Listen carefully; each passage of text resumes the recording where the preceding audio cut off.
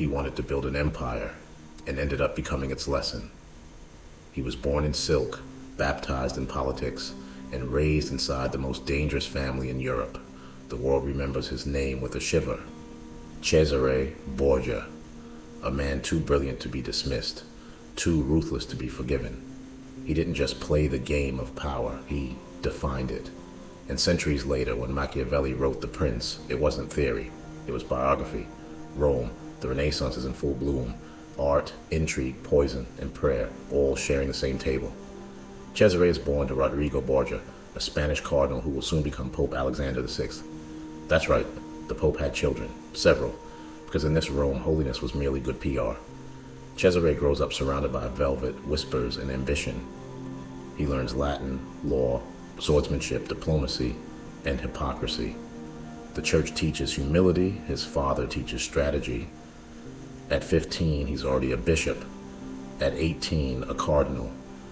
At 20, he's bored. He doesn't want sermons, he wants command, and he's about to get it.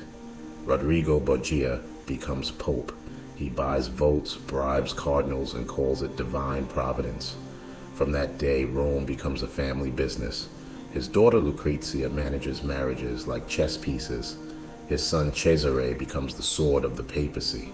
He trades his red robes for armor and sets out to unite Italy under God, which really means under himself. He's young, charismatic, terrifyingly intelligent. People say he has the Pope's cunning and the devil's patience. Machiavelli, who meets him later, writes, "I have never seen such fortune, nor such boldness combined in one man." Cesare is not a monster, he's a visionary. He wants order, but on his terms. The Italian peninsula is chaos. Warring states, corrupt dukes, mercenaries for hire. Cesare sees opportunity. He raises an army of professionals, conquers cities one by one, offering peace to those who surrender and silence to those who don't. He builds roads, imposes laws, rewards loyalty, then eliminates the disloyal before they can blink. To the people, he seems like justice with a sword. To the nobles, he's a storm. To Machiavelli, he's the prototype of power done properly. Everywhere he goes, he leaves a paradox. Crime drops, but fear rises. Taxes stabilize, but voices vanish. He hosts grand feasts in captured palaces, then vanishes by dawn, leaving new governors who rule with iron grace. He tells his officers, better to do all your cruelty at once, and all your kindness slowly. It becomes a Machiavellian principle. When he conquers the city of Romagna, he hires a ruthless enforcer named Ramiro de Orco to restore order. De Orco succeeds, too well. People start fearing him more than loving Cesare, so Cesare invites him to dinner, and the next morning, the people find the enforcer's body displayed in the square. Justice has been served, and the crowd cheers the prince. It's a masterclass in psychology. Cesare's genius isn't in conquest, it's in timing. He knows when to terrify, when to reward, when to disappear. He dresses in black, moves silently, listens more than he speaks. He studies the faces of his men the way artists study light. He believes fear is a tool, not a mood. He doesn't enjoy cruelty, he simply refuses to waste it. Every act, even mercy, must serve purpose. Rome whispers about his lovers, his poison rings, his secret councils, but the truth is he doesn't need poison. He kills with charm. As his father's power grows, Cesare becomes untouchable. He's made Duke of Valentinois by the King of France, marries a princess, commands armies across Italy. He dreams of uniting the fractured states into one nation, centuries before Italy would actually exist. But his ambition terrifies even his allies. Kings respect him, cardinals plot against him. The only man he truly trusts is his father, and popes, like all mortals, don't live forever.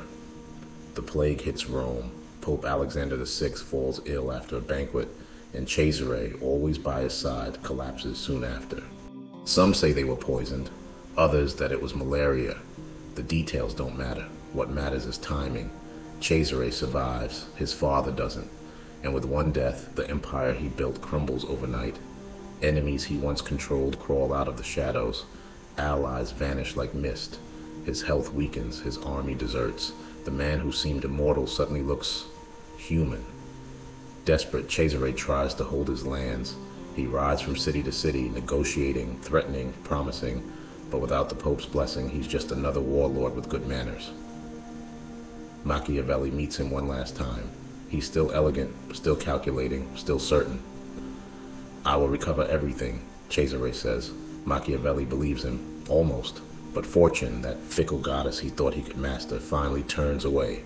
Captured, betrayed, handed from one ruler to another, Cesare spends his final years as a prisoner. Even then, he plots. He never begs, never breaks. He waits. Northern Spain, a small skirmish, a nameless battle. Cesare, only 31, rides out with a handful of men. He's struck down, not by a king, not by an assassin, but by a random soldier who doesn't even know his name. No ceremony, no prophecy, no grand finale. Just a corpse in the dirt and a legend beginning to form. When Machiavelli hears of it, he writes, "I knew his courage, I saw his fall, and I learned from both." After his death, the Borgias become myth. His sister Lucrezia becomes the symbol of poison and seduction. His father, the corrupt pope of every future satire, and Cesare himself, the dark angel of the Renaissance. But history is unfair. Yes, he was ruthless, but he also built order from chaos and dreamed of unity in a world addicted to division. He was not worse than his time, just more honest about it. He didn't hide his ambition behind religion. He wielded it openly, like a blade polished to perfection.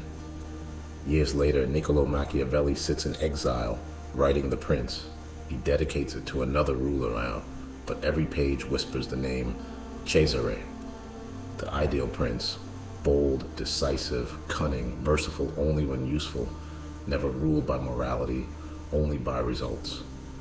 Machiavelli writes, if fortune had not turned against him, no one could have built a great estate. It's the highest praise in political history, and the coldest epitaph a man could have. 500 years later, the world still studies Cesare Borgia. Politicians quote Machiavelli without realizing they're quoting him. Business schools teach ruthless efficiency. Leaders rebrand manipulation as strategy. Every algorithm, every campaign, every empire built on image and control carries a spark of his logic. Rule by perception, act with purpose, smile while you strike. We don't call it Machiavellian anymore. Whoa. We just call it smart. Cesare Borgia wanted to build a kingdom that would last forever. Instead, he became the story everyone still tells when they talk about how power really works. He was brilliant, dangerous, magnetic, and fatally human. A man who believed he could control fate, but forgot that fate always has the final edit. Machiavelli gave him immortality, and history gave him justice, because even centuries later, his lesson still stands. The line between a leader and a tyrant is drawn not by what they do, but by how long they get away with it.